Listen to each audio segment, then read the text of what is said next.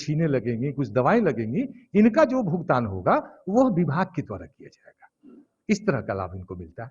तो दोहरा लाभ होता है, इनको उपादान के रूप में भी लाभ मिलता है और मानदेय के रूप में भी लाभ मिलता है। अभी राज्य के अंदर, राज्य के बाहर और जिला के अंदर, जिला के बाहर इस तरह के कई कार्यक्रम जो है आत्मा के द्वारा चलाए जाते हैं।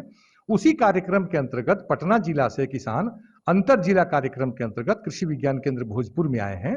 और अभी जो मौसम में परिवर्तन हो रहा है, तो जलवायु परिवर्तन के आधार पर क्या क्या खेती में परिवर्तन करेंगे जिससे कि उनकी खेती टिकाऊ हो, उसी के लिए 5 दिवसीय प्रशिक्षण का आयोजन कृषि विज्ञान केंद्र के द्वारा किया जा रहा है, जिसमें पटना जिला के किसान आए हुए हैं।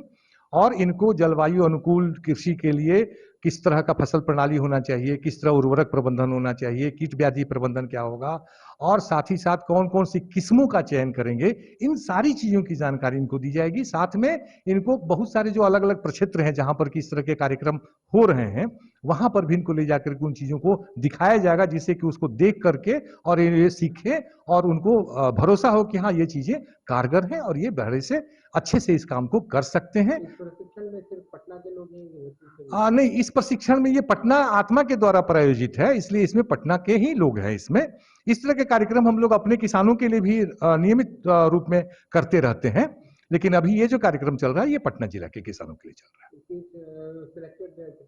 जी हाँ, ये जो एक्चुअली ये किसान जो है अलग अलग प्रखंडों से चुने हुए किसान हैं और इनको चयनित करके इनको मास्टर ट्रेनर के रूप में विकसित किया जा रहा है कि ये फिर यहाँ से जाकर के अपने क्षेत्र में वहां के किसानों को ये प्रशिक्षण देंगे।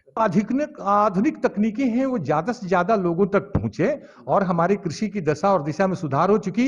एक ही गांव में एक आदमी का प्रोडक्शन 55 क्विंटल हो रहा है और वहीं पर दूसरे आदमी का 30 क्विंटल हो रहा है। ये बहुत बड़ा फासला है, बहुत बड़ा गैप है और इसके कारण कुछ किसान तो आगे बढ़ रहे हैं, बाकी किसान पीछे रह जा रहे हैं। तो इस गैप को कम करना है कि सारे जलोहों के सभी लोगों की जो फसल हो वो अच्छी हो, सबका उत्पादन बेहतर हो। क्या ये प्रशिक्षु बनेंगे, प्रशिक्षण देने के लिए? ये प्रशिक्षक बनेंगे, ये मास्टर ट्रेनर मतलब प्रशिक्षक ये बनेंगे, प्रशिक्षक बनेंगे अपने क्षेत्र में। जैसे इन लोगों के यहाँ जो होता है किसान पाठशाला का आयोजन होता है, तब इनके यहाँ किसान पाठशाला का आयोजन होगा तो उसमें इनके साथ में 25, 30, 50 किसान जो आएंगे उनको वो इन चीजों के बारे में जानकारी देंगे।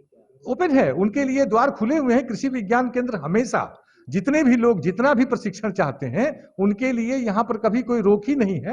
हाँ, ग्रुप छोटा छोटा बनाते हैं, 30 लोग 40 लोग का ग्रुप बनाते हैं और ग्रुप में उनको चरणबद्ध तरीके से प्रशिक्षण नियमित रूप से देते हैं। गवर्नमेंट से फैसिलिटी उनको मिलती है ना, उनको 2 तरह की फैसिलिटी मिलती है। पहला तो कि जो प्रशिक्षण देते हैं तो प्रशिक्षक के रूप में उनके लिए मानदेय का प्रावधान है पहला।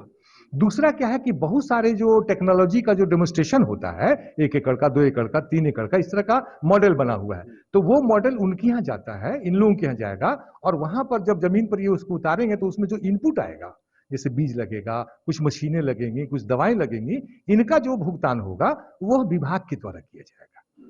इस तरह का लाभ इनको मिलता है। तो दोहरा लाभ होता है, इनको उपादान के रूप में भी लाभ मिलता है और मानदेय के रूप में भी लाभ मिलता है। दोनों तरह का लाभ मिलता है। वो अब क्लास के ऊपर डिपेंड करता है कि वो दो क्लास लिए, 4 क्लास लिए, जितना क्लास लिए, और साल में तो ये श्रृंखला चलती रहती है ना, ऐसा नियमित नहीं है कि 10 ही को क्लास लेंगे, 20 भी ले सकते हैं।